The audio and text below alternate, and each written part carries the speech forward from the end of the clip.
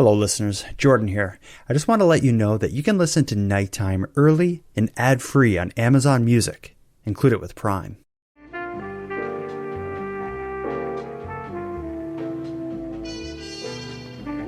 You are tuned to the Nighttime Podcast, focused on the fringe of Canada.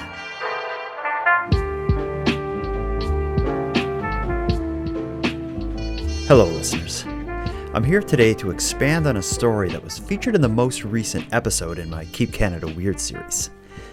And yes, this is about the rather uncomfortable situation that surrounds the transgender high school teacher in Oakville, Ontario, who wears the very, very large prosthetic breasts. This is a video captured by a student at Oakville Trafalgar High School showing a teacher instructing the class on how to use a saw. The teacher has been documented on several occasions with what people describe as very large prosthetic breasts with protruding nipples that are clearly seen through form-fitting clothes.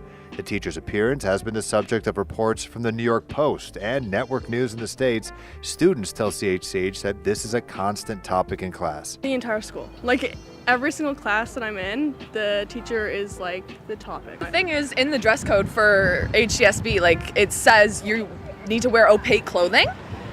There are pictures even of the teacher where you can completely see her nipples, even the color of, like, you can see the color, you can see the shape.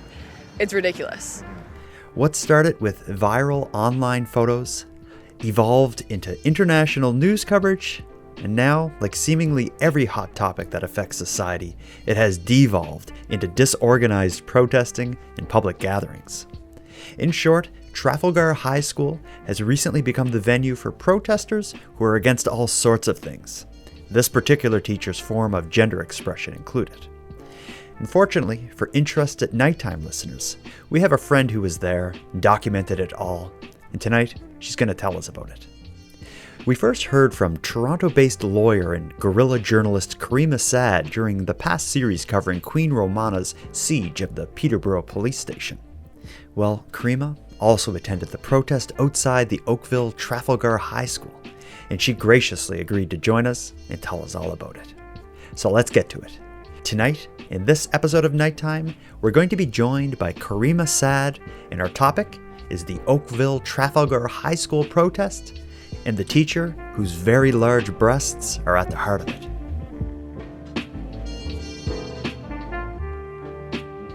Caryma S'ad, I don't know anyone else who makes a hobby of attending some very weird rallies and protests, quite like you do.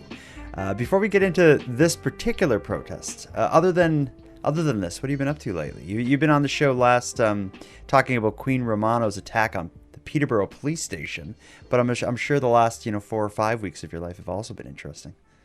Yeah, I mean that was the apex for sure of my summer. But, there's been a couple of rallies in Toronto on a weekly basis, actually. There was some feuding and infighting with respect to the worldwide rallies, so two competing events happening at the same time. But then they eventually converged. So it was like, a whole thing. Yeah. But yeah, no, I've been all right. Thanks for having me back. No, I'm excited to have you back, because this particular protest that we're going to talk about this evening is, it's quite the story. The story of Miss Lemieux, the Oakville Trafalgar High School teacher, who is biological male, who is identifying and living as a female. As far as I understand, it's hard to really to get a lot of the backstory of who they are and what has led to this. But ultimately, the photos and videos of them in class teaching with extremely large prosthetic breasts are making the rounds all over the internet, creating a whole lot of discussion. Before we get into the protest against this teacher's ability to work in that kind of attire, let me just ask you how you first learned about Miss Lemieux at Oakville Trafalgar High School. Probably where I get most of my news, so from Twitter. And, at the outset, I didn't particularly want to delve into the story. To me, it seemed like rage bait from right wing sources. And I was not paying close attention until somehow the quote unquote freedom movement like latched onto this as an issue and said that they would be protesting outside the actual school. And at that point, I wanted to see how that would manifest, because through the speeches and signs that I see on a weekly basis, I wasn't altogether surprised that there would be opposition to this. But from what I was aware of online about the actual situation, it also seemed like, broken clock is right twice a day kind of thing. So I had to check it out, and, didn't want that to be the dominant voice. And I think a lot of people are having trouble with this issue because people want to be sensitive and inclusive. And I think that those are very important things to strive for. But at the same time, navigating a situation like this, where one is tethered to common sense on some level, it's kind of a minefield. And knowing what to say, how to say the right thing. This is a discourse that has evolved quite rapidly and is very contentious. And I myself, I'm not an expert on gender issues, but I do follow the freedom movement. So that's how I landed up. Yeah, and that's something we'll get into, where the protest outside of the school, it seemed to be a protest about a lot of things kind of framed around a protest against this individual issue. Now, I will tell you, I don't know if you've had a similar experience, but when I first came across this story, I saw just getting shared like photos and the video of the teacher cutting wood with the large prosthetic breasts, like almost getting in the way. I originally thought it was like photoshopped, and I almost ignored it. I think I just kind of scanned past it.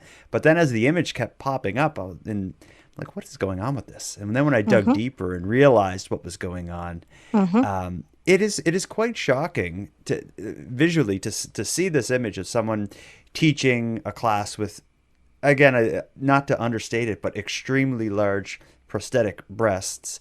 It just I can understand why people would decide to raise this issue to the point of there being a protest. But when I watched the videos that you shared of the protest, it seemed, again, like a protest against everything. So let me just start with this: is when you go to the protest and you're there, did there seem to be a consistent message? Like, is the message, get them out of the school or have this reviewed, or, what was ultimately the issue that they were protesting? Or was it the cornucopia of issues that it appears to me? It was a hodgepodge of things. And I would say that there were familiar faces who I recognized from other events and rallies, as well as people who were there specifically for this issue, some of whom likely aligned with the Freedom Gang, and others who were completely in separate. Okay. And when we talk the Freedom Gang, we're talking about they probably would call themselves freedom fighters, which are against a lot of the health mandates and, government power sort of thing. But it's like with the Freedom Convoy to Ottawa, a lot of that was these people kind of rallying around this kind of image of truckers who are fighting for their freedom. Was the sense that they were kind of rallying around, the parents fighting this issue, yet they were there kind of to talk about vaccines and stuff? Like, is that kind of what you saw happening? There were a couple who really piggybacked to use this as an opportunity to talk about vaccines. There was a speech about critical race theory, so tying into this idea of indoctrination and gender identity, and also critical race theory, and they're like, brainwashing our kids. There was a little bit of climate denialism. There was, so it was a mix of things, and also people coming up to me, who recognized me, and saying, I have so-and-so and so-and-so who part of the LGBT community, but this is wrong, this is too much, this is, and then there were students as well who came out when the bell rang, some of whom kind of stayed separate and apart, some of whom were clearly anti-protester, and others who did take the mic. So it was a mix for sure. The protest was over a story that broke earlier in the week about a teacher at the school with what were described as large prosthetic breasts. But when we went there to cover the demonstration, a series of issues emerged, including accusations of fake news. The teacher's appearance has upset some students at the school who say it's distracting, inappropriate, and contradicts the school dress code they have to follow. The school board says it's not taking any action, citing human rights concerns. The images of the teacher led to the protest at the school this afternoon. Demonstrators said children should be protected. When we arrived there with a camera, the protesters approached us, objecting to a range of other issues, including vaccines, the Trudeau government, and fake media. So we're here to protect our children. This is not okay what's going on. This is too far. Why are you letting them sexualize our children? Fake news! It's all fake news! Fake news, get out of here! We don't want you here! If you stay here, the next place I go is CH News, and I'll bring everybody, and I'll block your parking lot. You understand? Like you guys can stay there, I'm just going to stay in the front of you. If you guys keep showing fake news for Trudeau, you're going to pay for it through lawsuits. Why would you bother? We love you guys. Why don't you love us? You tell all the parents that the vaccine is not safe and it is not effective, and children everywhere are coming up with myocarditis. See how this is legal? See how they're not removing us? It's going to come to CH News. We all know it's not safe. We all know it's not effective. So it's not clear how much schoolwork got done at the high school today. There was a bomb threat at one point that turned out not to be credible. The school board didn't return our request for comment.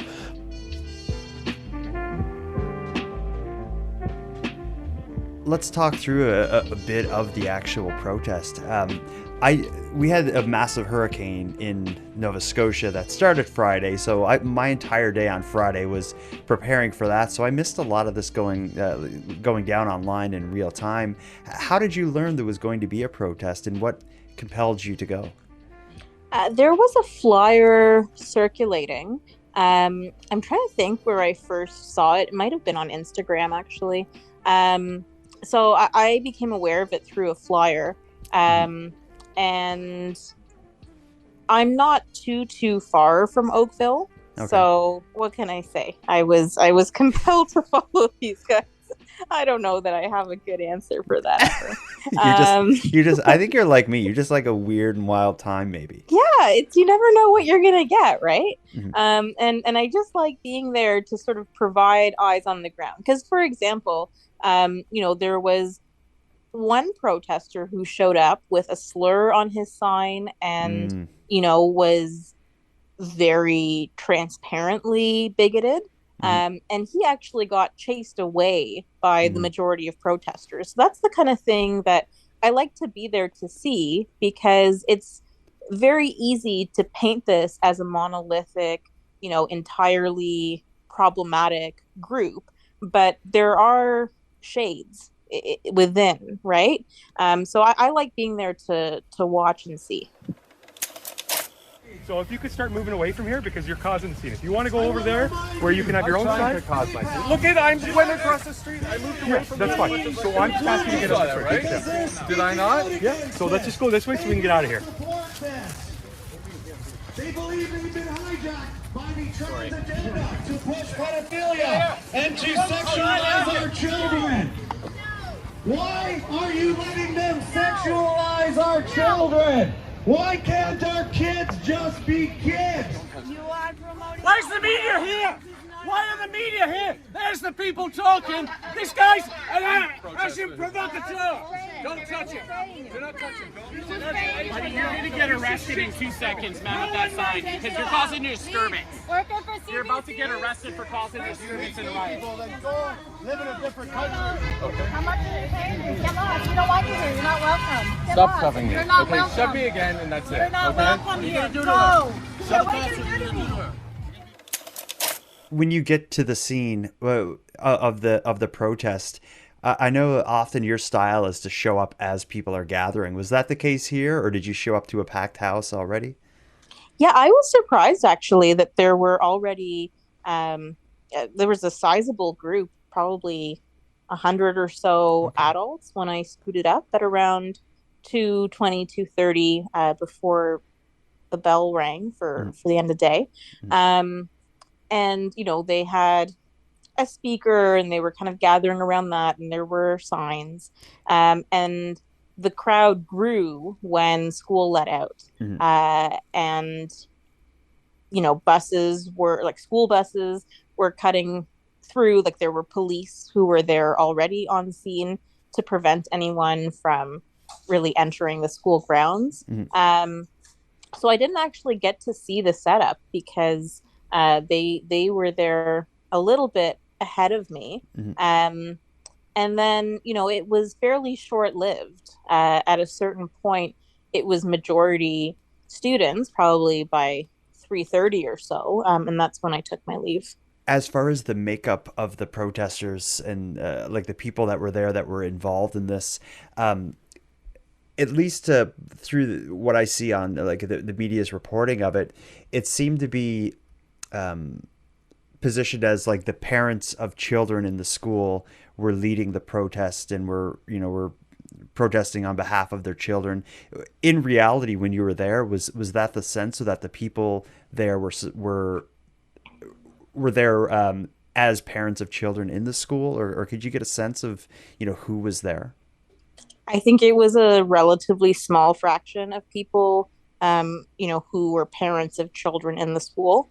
I know for a fact that there were some childless people there, and others who are from different parts of Ontario. So I don't think everyone had kids there. There were definitely some actual parents of kids, but I would say they were mostly of the group that kind of kept a distance from the Freedom Gang.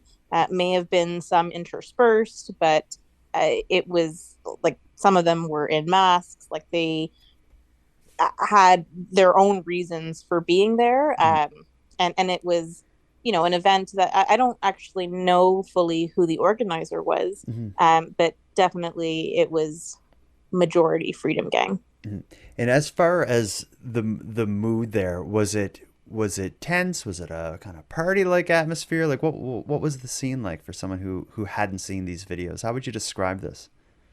There was a bit of tension, as is the case when you have someone on the microphone who's riling other people up. But it was kind of a nice afternoon, and there was music, and there was a bit of, I don't know if I could call it dancing, sort of. But yeah, like it was not necessarily like a entirely hostile vibes. As far as the remedy that they were looking for, there was no real cohesion on that either. Some people tried to be explicitly, I'm not anti-trans, I'm just anti this situation. Others were not as careful or interested in that distinction.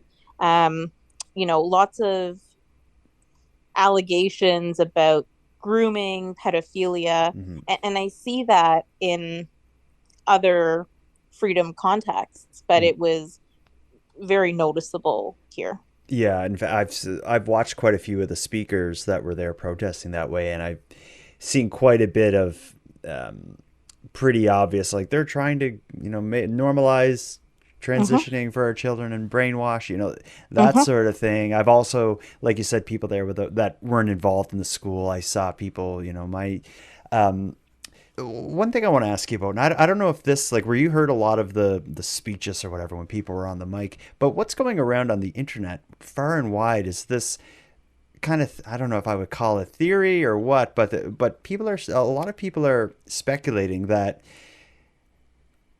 last year something happened in the school where this teacher was got in trouble or got on the wrong side with administration about the way they were treating students and inclusiveness and whatnot in their classroom, in that this is all being done as like an elaborate troll move by them to, to push the boundaries of what the system will allow. Did you hear anything within the protest that would, speak to people thinking that this is something that the teacher is doing just to prove a point? Did that come up at all?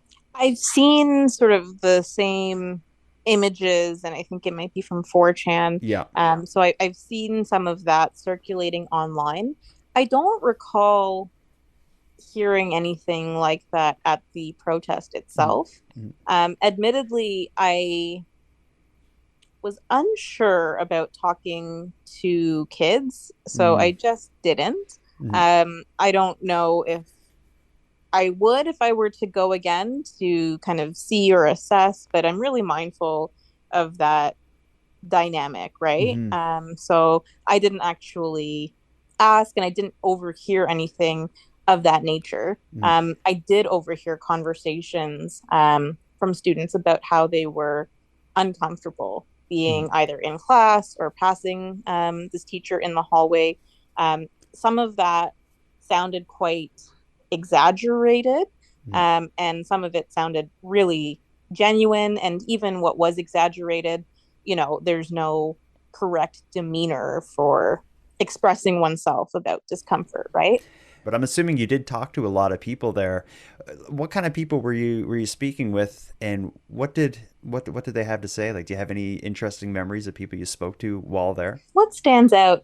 Like I said, there were two groups, kind of broadly speaking, in the sense of some who were focused on this issue and may have been able to some degree to articulate why that is, but reiterating that, I am supportive of LGBT rights, etc. And then others who were unconcerned and see this as sort of a, the extreme of wokeism, and this is where the creep of different identity politics leads us, and are a bit more, I don't know if conspiratorial is the right word, but really leaning heavy into this idea of indoctrinating kids.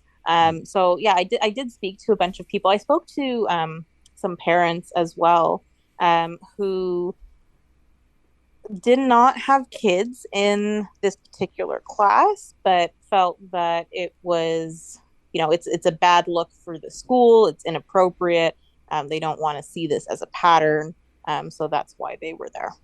Okay, I can understand that. And it's a difficult topic and issue to discuss. But what I've thought, and I've seen some of your tweets that, and some of them you took heat for, but ultimately it seems like, to me, it's not an issue with their gender identity or the fact that they're born one gender or sex or whatever and identify as another. Like, that's not the issue, but it's more so what they're wearing, how they're dressed. Even like any teacher with this outfit on, or with these types of outfits on, it seems to me that it would be inappropriate. And like I'm sure it gets brought up a lot, is there's a dress code for students that would prevent them from dressing this way and going to class, but it seems like those rules don't follow the teachers. What I'm wondering is, with the conversation that was happening at the protest through the microphone or just among the crowd, did it seem to be on point where it's protesting the way they're dressing, or did it seem to be crossing the line to the fact to protesting the fact that it's a trans teacher that's teaching the kids? If you understand what I mean, like how clear was the issue that seemed to be being protested? I think it depended on the speaker, and there were even speakers who started focused and then kind of it got broader, and I don't know that I explicitly heard no trans teachers, but sentiments that could lead to that conclusion, right? Quietly and peacefully, when I saw a transgendered man stand staring at two young girls working out. I erupted in my spirit because it was not right. I went up to the man and stood in front of him and I said, "Are you a man or a woman?" He replied with, "I am a woman." I said, "You are not. Get out." He didn't like my answer. He grabbed his crotch and gave me the finger. With that, I went to the front desk at Good Life and asked for this man to be removed. The front desk lady encouraged me that indeed he would be removed. I went back into the women's section to continue my training. The man came back along with the front desk and told me that I had to be removed because the man had identified with a woman. That was not a woman. There were two offenses made. One, with him staring at two girls in the corner. The second, with him grabbing his crotch and pointing at the finger at me. So two offenses were made. Us women are being pushed down. Us women are being forgotten.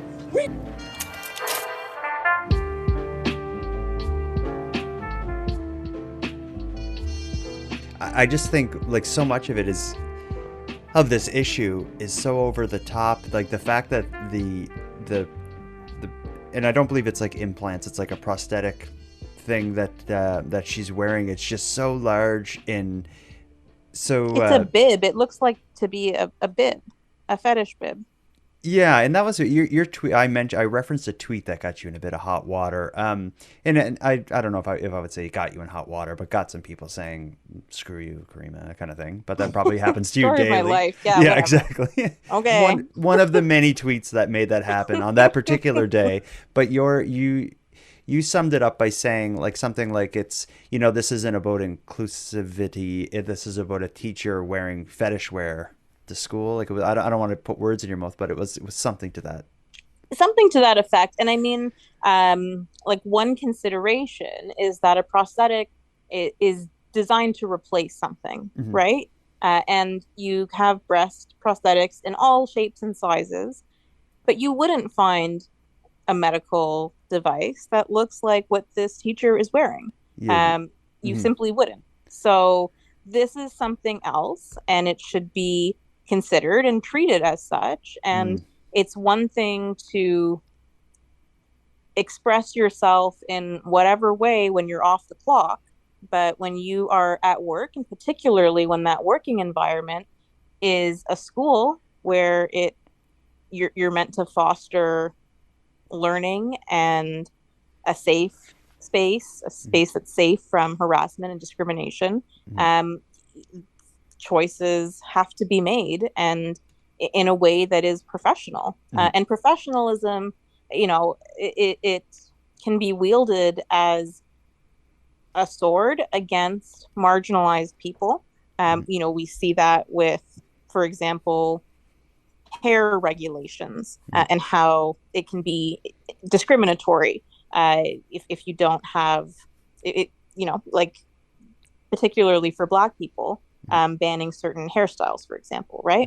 So professionalism in and of itself, that's not sacrosanct, but there are basic standards that can be applied. And I think that this type of device, where it's clearly not a medical device, it sexualizes the classroom experience. And that just is what it is, right? Mm-hmm.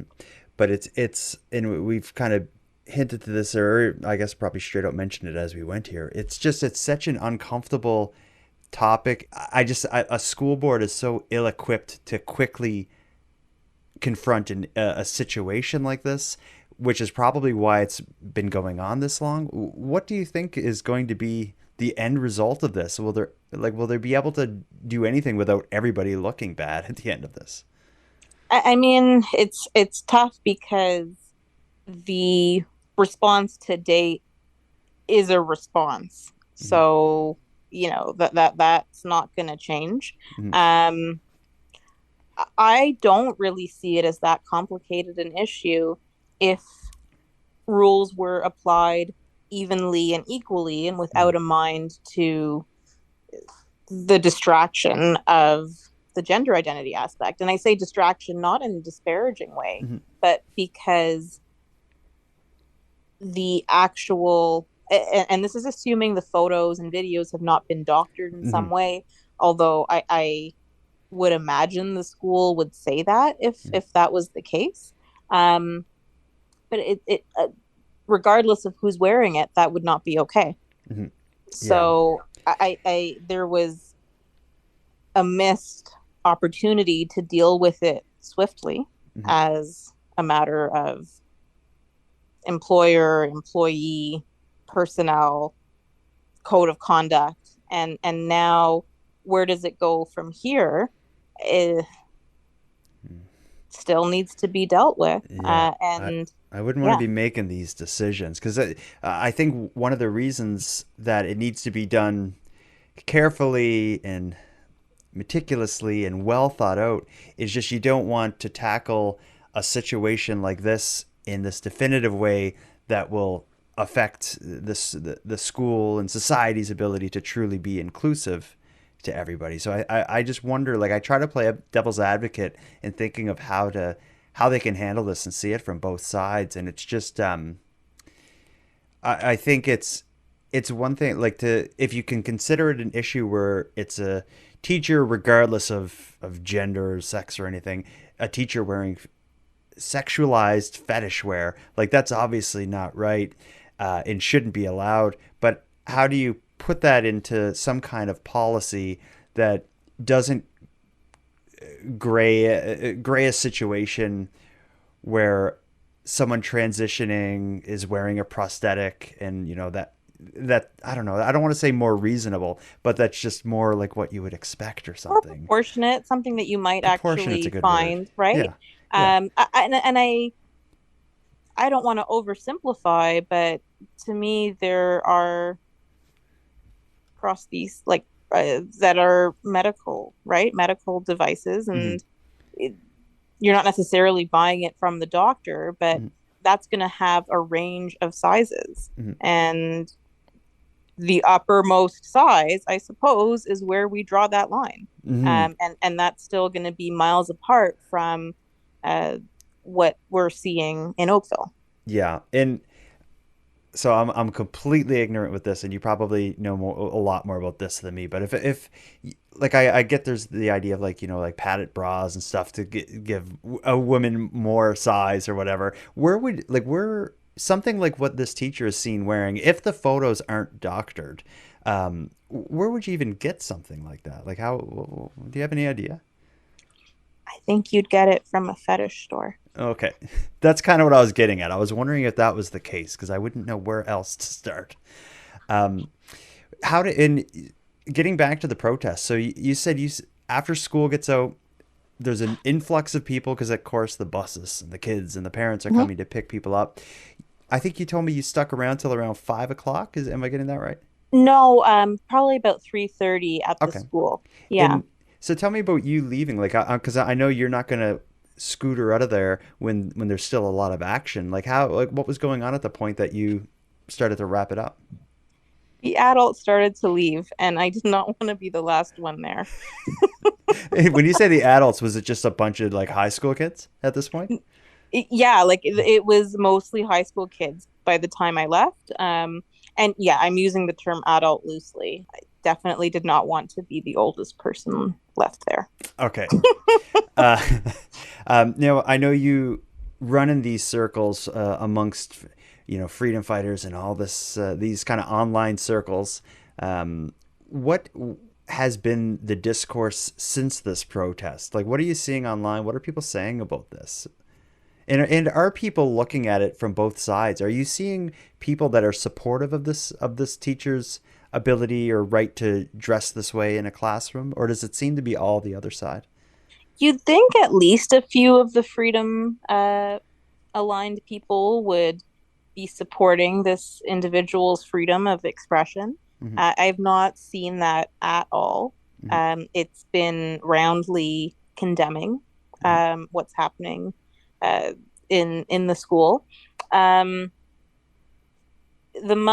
waters are muddied, so in the same way that the actual protest had a bunch of unrelated ideas that are all shoehorned together, but find home under the same umbrella. That's the online discourse as well. And my concern is that it flattens the issue quite a bit in such a way that it's not a stretch to see how it is either in and of itself transphobic, some of the stuff that's being said, or leads down that path. So overall, the situation, far from advancing rights as far as gender identity, I think has been quite harmful. And hopefully, that gets nipped in the bud. But just this morning, I saw that Rebel News has a petition. And at the time I looked, there were maybe 13,000 signatures to get this teacher fired. And that's the worst case scenario of mob justice through populist right-wing news outlet hunting this person down who has already been misidentified. So yeah, the school board had to release a statement saying, like, the name you're using, it's not that teacher's not involved in this. And that's terrifying. So like, this has not been good, I would say. Like any story like this that gains this much attention online, naturally there's going to be some people who kind of turn it into this sort of like witch hunt kind of scenario. I just think the situation is so sensitive, delicate, and important that I think like cooler heads need to prevail. But it's someone is going to have a really difficult kind of conversation and decision to make. But I think it is an important one because it's, these are big issues that are new. Like something like this, I'm sure has never happened before. At least nothing I could ever find, or I've been able to find, is anything even remotely like this situation. I'll definitely be interested to see how it plays out. And the landscape is also, it's tricky because there is a concerted effort to roll back education and curriculum on gender identity and different types of sexuality. Like, that's really happening. And, there are candidates who are platforming on that for trustee positions and so on and so forth. So the timing is also kind of suspect. Yeah, for sure. But I think one thing that's been lacking is no one has heard from the teacher. As far as I could see, they have never spoke publicly, issued any kind of statements. A lot of people are under the impression that they're doing this to make a statement one way or another. If that was the case, you would think they would have issued or spoke publicly in one fashion or another. So a part of me kind of feels bad for if the situation is just someone trying to live their life, although in an extreme way, and they've gotten kind of caught in the crossfires like this. But I guess that's a whole other issue that, I don't know. I'm trying to have it make sense in my head. And the only way this whole thing makes sense, I think, is someone trying to prove a point. But I don't know what that point is. I don't know if you've had kind of a similar battle in your mind. I just don't know what to make of it. Yeah, I'm very reluctant to speculate because I simply don't know. I think the best case scenario is this is an extreme lack of judgment. Well said. All right, well, we'll start wrapping this up. But before we do, you put up a lot of photos and videos from your time at the protest. I'm sure people listening are going to want to see them. Where can they find all the crazy stuff you get up to? I'm most active on Twitter at Caryma Rules. That's CarymaRules. I'm also on Instagram and Facebook and LinkedIn at Caryma S'ad. Political cartoons. Do you do that on like digital kind of pen thing, like digital painting? It is digital art. I'm not the illustrator, so my role is to conceptualize and provide the artistic direction, kind of plot it out, and then I outsource the artwork. But thank you. Yeah, I have a lot of fun with mixing art and law and media. You get up to a lot. What's next for you? You got plans in the next few days to attend some wild thing that I'm going to read about in the news?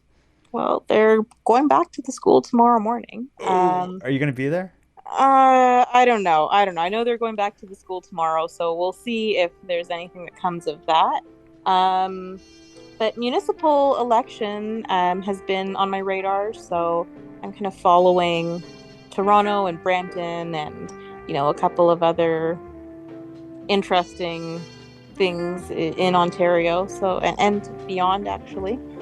So, yeah.